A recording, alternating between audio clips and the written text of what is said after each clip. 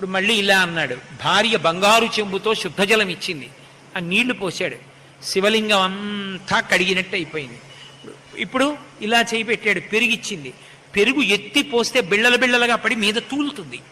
చెంబు కింది వరకు దింపాలి అభిషేకం చేసేటప్పుడు.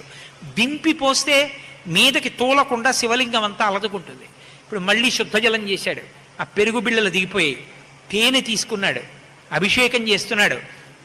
ఎర్రగా ఏదో ఆ బట్టలోంచి పైకి కనపడేటటువంటి సన్నటి నేతనీసినటువంటి బట్ట ఎలా ఉంటుందో తేనె అలా జారిపోతోంది. ఇప్పుడు మళ్ళీ శుద్ధజలం పోశాడు.